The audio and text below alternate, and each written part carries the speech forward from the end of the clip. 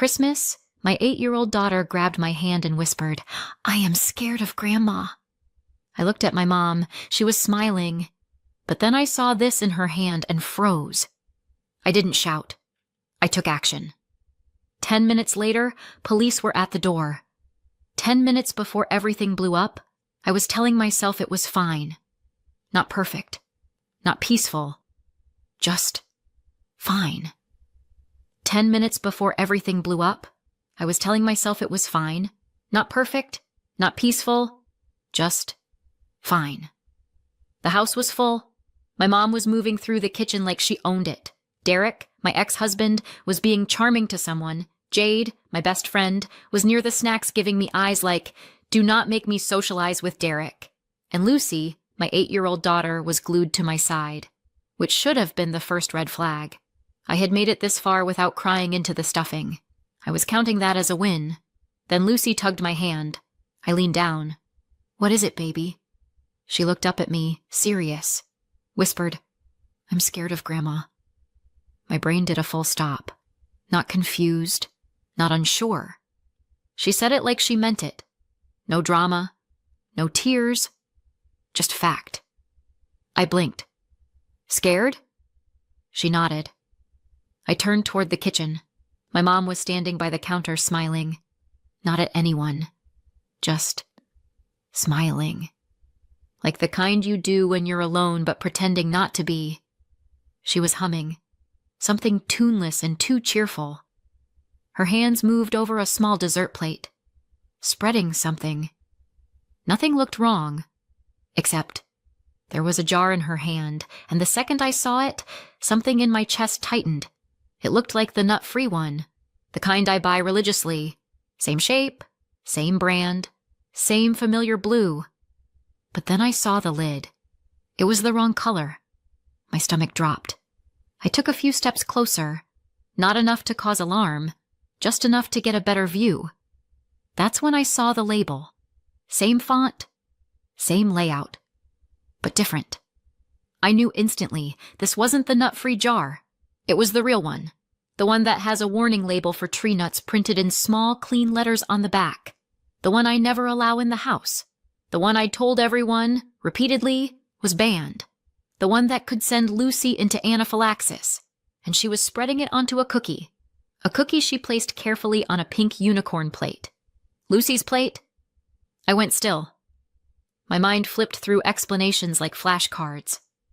She brought the wrong jar? No. I watched her hold up the nut-free one when she arrived. It was sealed, labeled.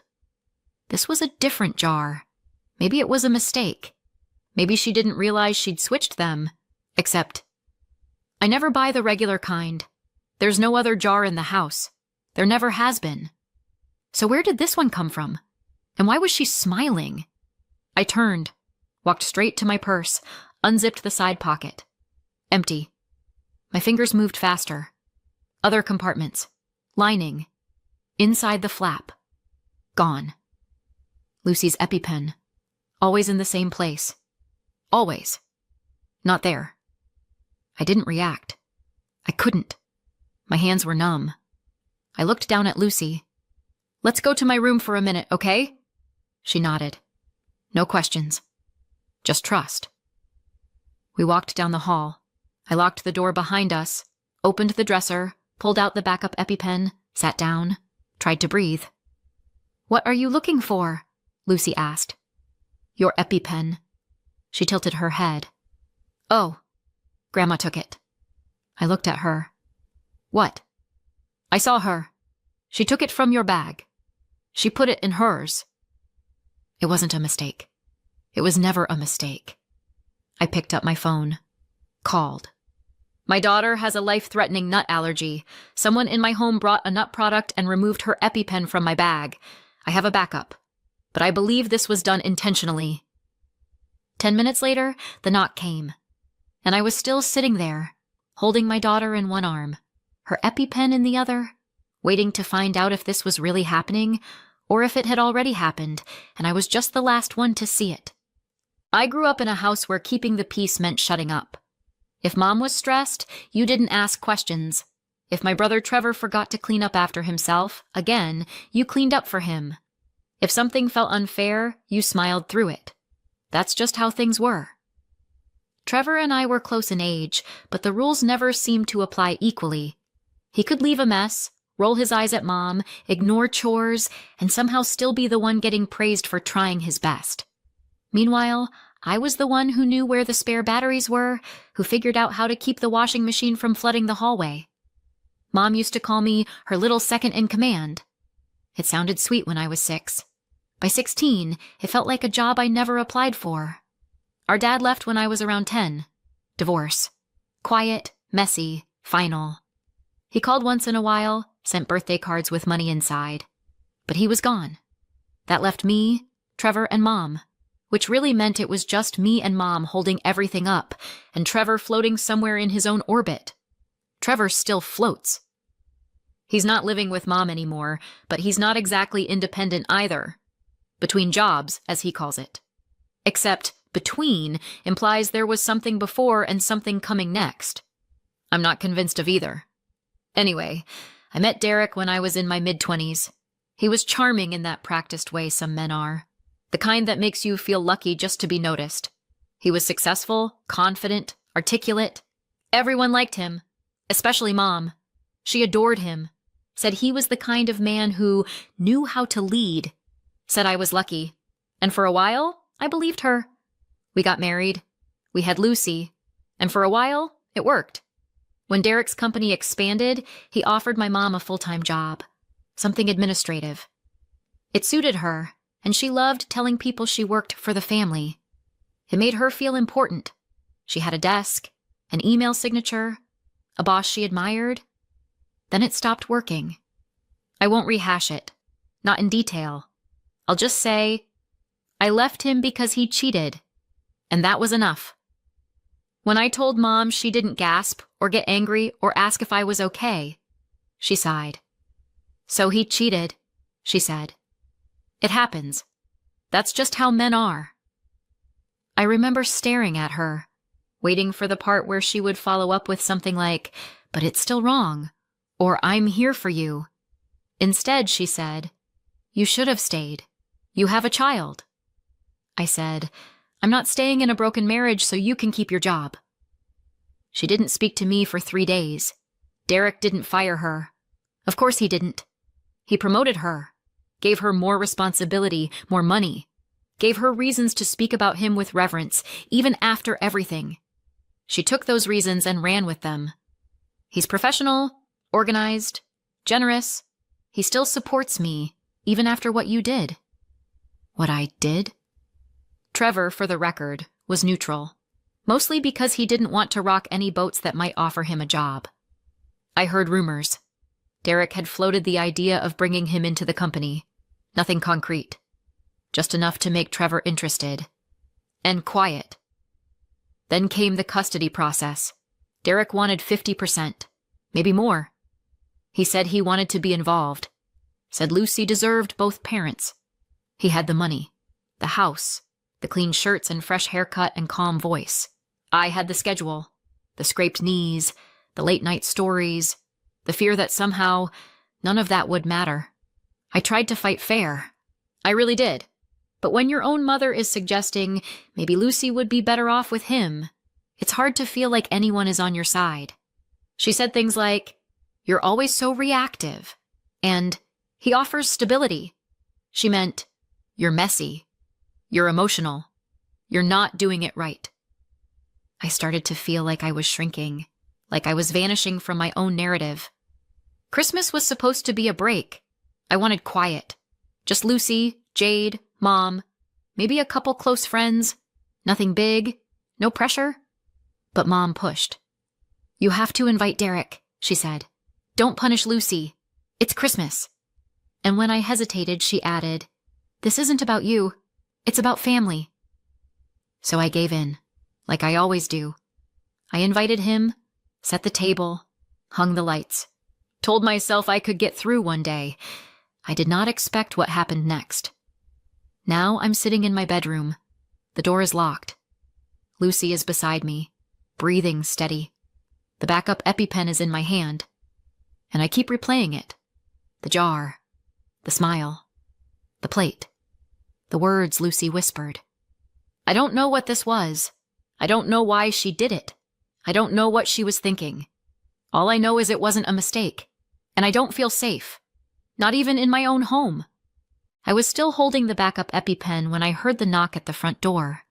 Lucy was curled next to me on the bed, small and quiet, like none of this had happened. Like she hadn't just looked me in the eye and said Grandma took the EpiPen, like she hadn't whispered that she was scared. 10 minutes earlier, I'd called the police. Now I was waiting. The kind of waiting where your brain fills in too many blanks. What if they don't believe me? What if I overreacted? What if this was all some giant misunderstanding and I just nuked Christmas over a jar? What if it wasn't? Then I heard it. The front door opening. Voices. A man, polite but firm. Then her voice. My mother.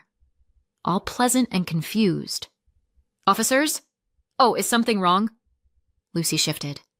I held her tighter. I couldn't hear what the police said back, but I could picture the look on her face. The wide-eyed innocence. The what could I possibly have done tilt of the head. She could win Oscars if she ever auditioned for something other than manipulative Mother of the Year. Footsteps, closer, down the hallway. Then a knock. Not loud, not urgent. Just steady. Police, are you all right in there? I swallowed. I'm with my daughter. We're okay. Would you be willing to open the door? Just want to check in, make sure everything's all right. I hesitated, not because I didn't want to open it, because once I did, this wasn't just a suspicion anymore. It was real. I opened the door. 2 officers, one male, one female. The woman looked like someone who'd seen every kind of ugly, but still kept her voice calm anyway. I stepped into the hallway just enough so Lucy couldn't hear. My daughter has a severe nut allergy, I said. My voice sounded flatter than I expected. My mom brought a jar she said was nut-free, but I saw her using a different one. A real one. The kind we don't allow in the house. And she was putting it on a cookie. On Lucy's plate. I felt my hands tighten around the EpiPen. And the pen I always keep in my purse? It was missing. I found the backup, but Lucy said she saw her take it. The officer nodded. She didn't look surprised. That felt worse. Okay, she said. Would you prefer to stay in the room with your daughter while we speak to everyone else? I nodded. She left. The door clicked shut. I sat back down. Listened. My mother, already on stage. This is absurd. I didn't do anything. She's just dramatic. She loves that word. Dramatic. It's her favorite way to say, you can't trust her. Another voice. Calmer. Probably the officer. Then more movement. A knock. The same woman officer stepped in. We're going to check the kitchen and speak with your mother. Are you comfortable with us looking through her bag? Yes, I said. No hesitation. She left again. More movement. A raised voice. Not mine. This is harassment. What are you even looking for? That jar was just something I brought. You can't go rifling through people's things just because she has a tantrum. Tantrum. I waited. Then, another knock. The officer came in, this time holding something in her hand. Lucy's EpiPen. We found it in her purse, she said. I stared. The jar, she continued, is not the same one she presented earlier. It contains peanuts. It's clearly labeled. My mouth opened. Nothing came out. Would you like to give a full statement now, or wait until later? Either is fine. Now, I said. She nodded and left. More time passed. I didn't check the clock. Everything had gone sort of floaty, like my body was underwater, but no one else noticed. Then I heard it. My mother's voice again. Angrier now. You can't be serious. You're really taking me to a station? Over a cookie? Then the officer. Ma'am, you're not under arrest, but we do need to speak with you formally. Then the door. Then silence. I sat there, still holding the pen. Jade appeared in the doorway. Didn't say anything at first. "Can I come in?" I nodded. She sat on the floor next to the bed, looked at Lucy, then at me. "So," she said finally. "Quiet evening, huh?" I laughed. It came out sharp, like a gasp. But it was real. "I knew she didn't like me," I said. "Didn't know she wanted to kill my child." Jade didn't flinch. She just reached over and put a hand over mine, the one still holding the pen. And that's where I stayed, sitting next to my best friend, holding the one thing that stood between my daughter and whatever the hell that just was, trying to remember how to breathe like a normal person again. As soon as the officers left, I stood up, still holding Lucy's EpiPen like it was the only solid thing in the world. Jade stood with me. I walked out into the hallway and said flatly, "Christmas is over. Please go." No one argued. Derek didn't say a word, just picked up his coat and walked out like he was leaving a bad dinner party. A couple of guests offered awkward hugs I didn't return. Someone asked if I needed anything. I shook my head. There was nothing anyone could give me that I wanted. Jade didn't leave. She didn't ask if she should stay. She just started clearing plates like she had always lived here. Lucy fell asleep curled up on my bed. I tucked her in, kissed her head, and sat beside her until her breathing evened out. By the time I made it back to the kitchen, Jade had already washed the dishes I couldn't look at. She handed me a mug of tea and didn't say a word. That was what I needed. We sat in silence for a while. Not the tense kind. The kind that fills in naturally when everything else has been said. "I keep thinking," I said finally. "If I hadn't walked into the kitchen right then..." Jade didn't answer. "If she'd eaten it. If I hadn't noticed the label. If Lucy hadn't said anything." Still nothing. Then, "You did notice." I nodded. Took a sip. I didn't say what I was really thinking. That I saw it, yes. But I still waited. Still questioned it. Still stood there frozen, telling myself it wasn't what I thought. The next morning, the phone rang. Unknown number. But I knew. I answered it. "Hello?" My mother didn't waste time. "How could you do this to me?" No greeting. No pretense. "You called the police on your own mother. On Christmas. Over a dessert." Her voice was furious. Controlled. Like she'd rehearsed it all night while pacing a holding room.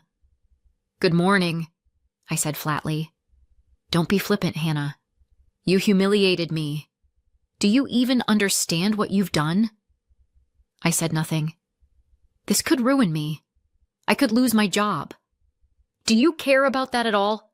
Do you even care what this does to the family?" "Mom," I said, "you brought a peanut product into a nut-free house. You put it on Lucy's plate. You stole her EpiPen." "Oh, for God's sake!" she snapped. "You really think I would ever put her in danger? She wasn't going to eat it. Not really." I blinked. "What do you mean, not really?" "Derek had an EpiPen. He was ready. He was going to step in the second anything happened. She would have been fine." My mouth went dry. "You planned that?" "You don't understand what it's like to be a single mother," she said, shifting into that disappointed tone I knew too well. "I just wanted to help. I wanted people to see how much pressure you're under. So you staged a medical emergency." "It wouldn't have gone that far," she snapped. "Derek was going to fix it. All I wanted was for people to see that maybe you're not managing. And you're not. You're hanging on by a thread."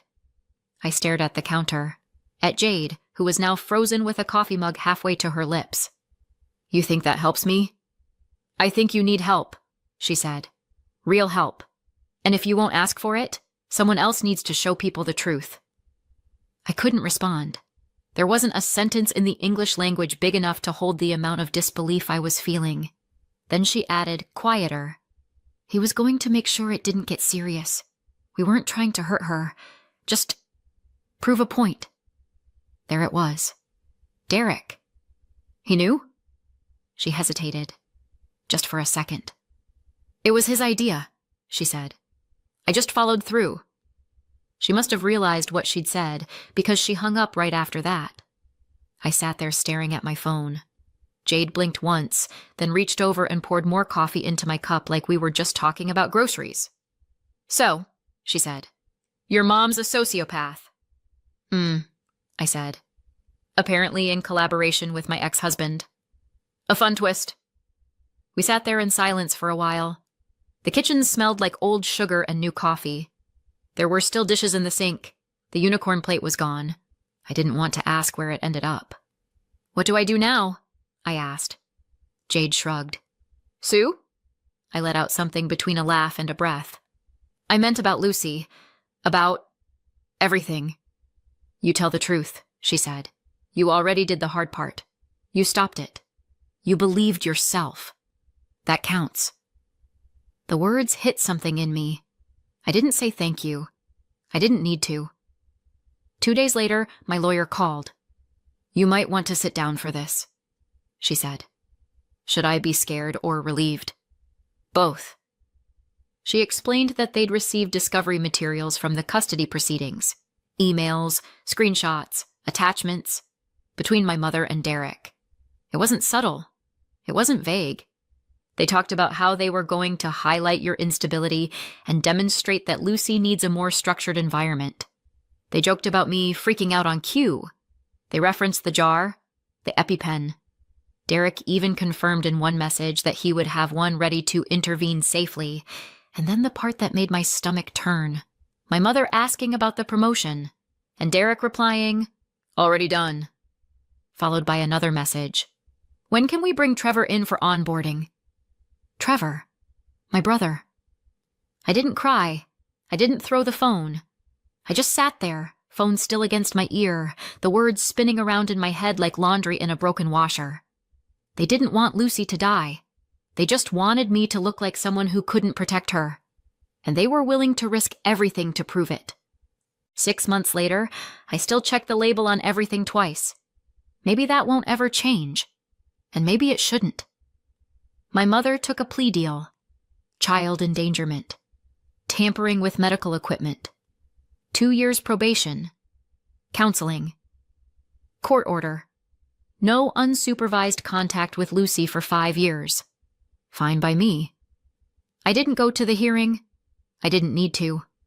I already heard everything I needed the day she told me she just wanted to help.